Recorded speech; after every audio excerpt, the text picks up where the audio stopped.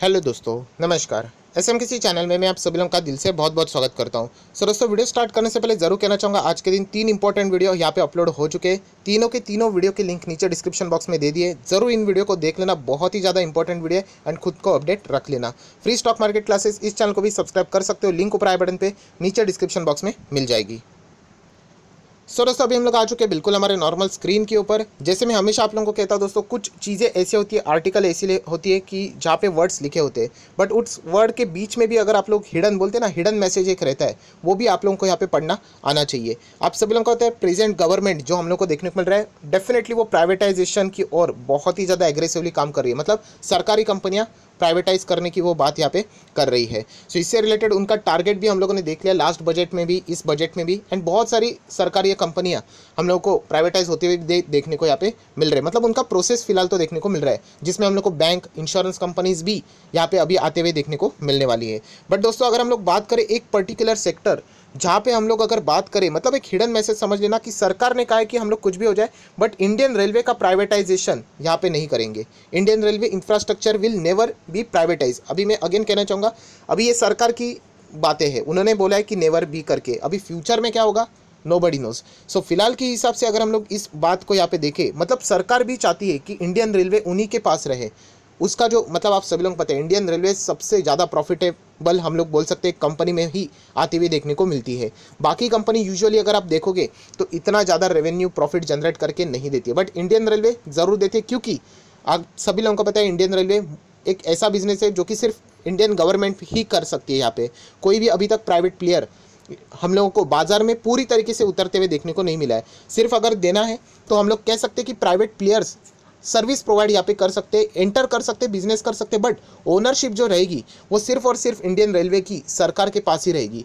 सो इसका hidden message हम लोग साफ कह सकते हैं कि इतना प्राइवेटाइजेशन का बड़ा टारगेट रखने के बावजूद सरकार यहाँ पे क्या करने वाली, इंडियन रेलवेज को प्राइवेटाइज मतलब प्राइवेट प्लेयर के हाथ में देना यहाँ पे नहीं चाहती है। सो ऑब्वियसली हम लोग कह सकते हैं, क्योंकि बिजनेस भी बहुत सॉलिड है, पैसा भी ज़बरदस्त आता है, तो भारत सरकार के पास भी इसका अच्छा खासा रेवेन्यू जाता ही होगा। सो दोस्तों, इसीलिए हम लोग कह सकते हैं कि रेलवे से जुड़े हुए जो स्टॉक्स रहते हैं वो बहुत ही ज़्यादा हम लोगों को यहाँ पे फोकस में रहते हुए देखने को मिलते हैं, क्योंकि सरकार भी खुद ऐसे कंपनीज़ को यहाँ पे बेचना नहीं चाहती। सो ऐसे रेलवेज के स्टॉक्स के ऊपर अगर आप लोग फोकस रखोगे, जिसमें मुझे लगता है कि नंबर 1 पे अगर कोई स्टॉक आता है तो वो IRCTC। तो IRCTC जिसके पास भी रहेगा, डेट फ्री स्टॉक है, मोनोपोली है। जैसे मैं बार बार बोल चुका हूँ, अगर आप लोगों को किधर से भी टिकट बुक करनी है, चाहे आप अंबानी हो या अदानी हो, रतन टाटा हो, कोई भी हो, आपको IRCTC के प्लेटफॉर्म के थ्रू ही करना पड़ेगा। जैसे मैं हमेशा कहता हूँ कि IRCTC एक बैक एंड है, फ्रंट एंड अलग अलग हो सकता है, आप लोगों ने इस ऐप से किया होगा, उस ऐप से किया होगा, बट अल्टीमेटली वो IRCTC के ही कनेक्ट रहता है। सो इसीलिए इनका बिजनेस ज़बरदस्त है। हाँ, कोविड की वजह से जो पहले टिकट बुकिंग हुआ करती थी वो अभी नहीं हो रही है उस लेवल की, क्योंकि गाड़ियाँ ही नहीं है। पहले 100 गाड़ियाँ चलती थी, अभी 10 गाड़ियाँ ही चलते हैं, तो बाकी 90 गाड़ियाँ चलेगी ही नहीं, तो टिकट बुकिंग कहाँ से होगी। सो इसके चलते इसमें हम लोग को प्रेशर देखने को मिला था, बट स्टिल अभी भी देखा जाए तो वैल्यूएशन के हिसाब से मतलब बिजनेस उस लेवल का नहीं हो रहा है IRCTC का। स्टिल आप देख सकते हैं ये कंपनी 2000 रुपये के आसपास हम लोग को चलती हुई देखने को मिल रही है। सो इसका बिजनेस आप सब लोगों को पता है कभी बंद नहीं होगा, फ्यूचर में रेलवेज कभी ना कभी चालू रहने ही वाले हैं, राइट। तो इसीलिए IRCTC जैसा फंडामेंटल स्ट्रॉन्ग शेयर अगर आपके पास रहेगा तो आप लोग कंटिन्यू यहाँ पे कर सकते हो। बीच में मैंने आपको खुद यहाँ पे मना किया था IRCTC में ऐड करने के लिए, क्यों? क्योंकि OFS था। जैसे ही OFS खत्म हो गया, मैंने खुद वीडियो बनाया था, जो लोग भी चाहते हैं अभी यहाँ पे एंटर कर सकते हैं, क्योंकि वो एक लटकती हुई तलवार है, वो तो अभी हम लोग को हटती हुई देखने को मिल रही है। सो जिन लोगों ने एंटर किया होगा ऑब्वियसली उनको अच्छा खासा यहाँ पे रिटर्न मिल रहा होगा। सो IRCTC बात करें दोस्तों तो ये फ्यूचर ओरिएंटेड स्टॉक है, बहुत ही अच्छा स्टॉक है, कंटिन्यू कर सकते हो। देन अगर हम लोग बात करें RVNL, सारे रेलवे के स्टॉक फॉर्म में रहते हैं, बट यहाँ पे OFS का खतरा है, 15% तक का स्टेक सरकार कभी भी अनाउंसमेंट कर सकती है। वो मुझे नहीं पता कि वो कब करेगी, बट अभी भी सरकार हम कह सकते हैं उनके पास एक साल से भी ज़्यादा का समय अभी भी है। ऑफिशियली OFS वो उसके बाद भी ला सकते हैं, क्योंकि 3 साल का टोटल टाइम फ्रेम होता है।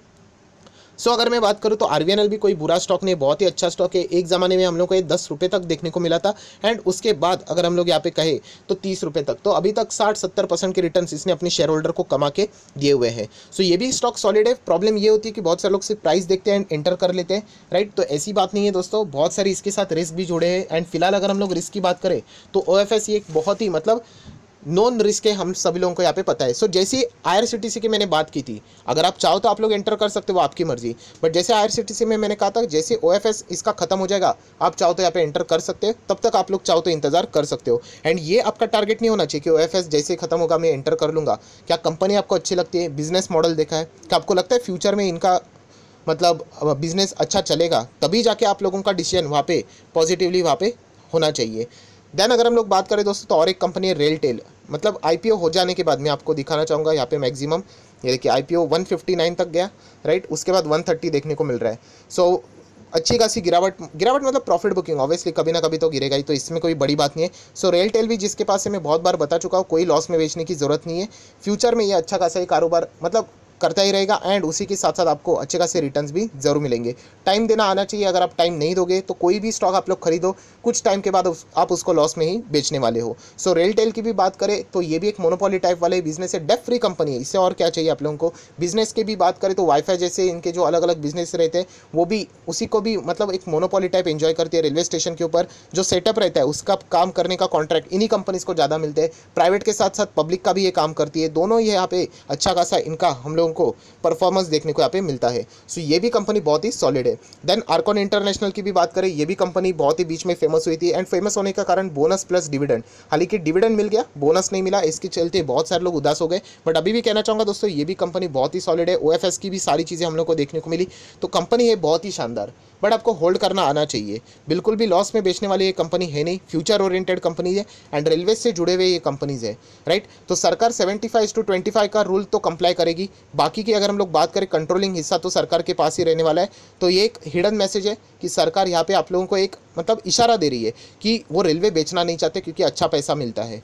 सो ये एक आपको सारी बातें समझ में यहाँ पे आनी चाहिए। एंड रेलवे से रिलेटेड और एक अगर बेहतरीन स्टॉक की बात करें, IRFC। सो ये स्टॉक अगर आप देखोगे अभी 23.90, राइट। बहुत सारे लोग एक्सपेक्ट करें फटाफट भागेगा करके, तो ऐसा कुछ नहीं होने वाला है। इतना ये आपको निचोड़ देगा कि आप लोग इसको लॉस में बेचने के लिए रेडी हो जाएगा, एंड उसके बाद कई सालों के बाद, चलो 5 साल के बाद आप इसको देखोगे, तब आपको याद आएगा काश मैंने इसको होल्ड किया होगा। ये हर किसी के साथ यहाँ पे होने वाला है। सो IRFC की भी बात करें, रेलवे को फाइनेंस प्रोवाइड करने वाले स्टॉक है, एंड सबसे खास बात, ये लार्ज कैप स्टॉक है। इतना छोटा स्टॉक आपको दिखने को मिल रहा है, बट वो लार्ज कैप स्टॉक है, फंडामेंटली स्ट्रॉन्ग है। एंड जैसे मैंने कहा कि NBFC वाली कंपनी है, एंड रेलवे, इंडियन रेलवे को फाइनेंस देने वाला, मतलब क्या गजब का आप अंदाज़ा लगा सकते हैं कि क्या कंपनी है। हाँ, कोविड के चलते रेलवे में डैमेज ज़रूर हुआ है, डेफिनेटली हम लोग कह सकते हैं। बट अगर ओवरऑल परफॉर्मेंस देखें फ्यूचर ओरिएंटेड, तो रेलवेज तो कभी बंद नहीं हो सकते, रेलवेज तो यहाँ पे चलते ही रहने वाली है। सो फ्यूचर में भी इनका कारोबार अच्छा खासा यहाँ पे चलने वाला है। बट आपको पेन यहाँ पे झेलना आना चाहिए। मैं बार बार आपको बोल चुका हूँ कि अगर 5 साल का चार्ट पैटर्न देखते हो जिसमें आपको 500% रिटर्न दिखते हैं, तो 500% एक झटके में नहीं होते, उसके बीच में बहुत सारी दरारें होती है, 30, 40, 50% की गिरावटें होती है, वो भी आपको तूफान झेलना आना चाहिए। सो ये पाँचों के पाँचों स्टॉक की अगर मैं बात करूँ रेलवे से जुड़े हुए, जहाँ पे हम लोग कह सकते हैं इनमें अच्छा खासा जंप हम लोग को फ्यूचर में देखने को यहाँ पे मिल सकता है। अगर इसको नंबरिंग करना है तो मुझे ऐसा लगता है IRCTC को आप लोगों ने नंबर 1 देना चाहिए। नंबर 2 की अगर मैं यहाँ पे बात करें, तो अगर आप चाहो तो यहाँ पे IRFC को भी चाहो तो रख सकते हो, राइट। सारे स्टॉक्स बढ़िया है दोस्तों, ऐसे नंबर 1 नंबर 2 देना गलत बात है। बस मैं इतना ही कहना चाहूँगा, नंबर 1 अगर देना है यही ठीक रहेगा, तो आप IRCTC को यहाँ पे दे सकते हो। बाकी सारे अच्छे हैं, ऐसा नहीं है कि नंबर 5 को मैं किसी को भी रख दूँ, सारे का अपना अपना काम है उनका, आप ऐसा डायरेक्टली कंपैरिजन यहाँ पे नहीं कर सकते। सो यही कहना चाहूँगा, सरकार का इस इशारों को समझना, एंड लॉन्ग टर्म के लिए आप रेलवे के स्टॉक अगर होल्ड करोगे तो अच्छा खासा जरूर रिटर्न एंजॉय कर सकते हो। बट कोई भी डिसीजन लेने से पहले फाइनेंशियल एडवाइजर के साथ एक बार डिस्कस जरूर कर लेना। So that's it, thank you very much दोस्तों। वीडियो पसंद आए तो लाइक एंड शेयर कर देना। So that's it, thank you very much दोस्तों। We will be meeting next video, तब तक के लिए बाय बाय।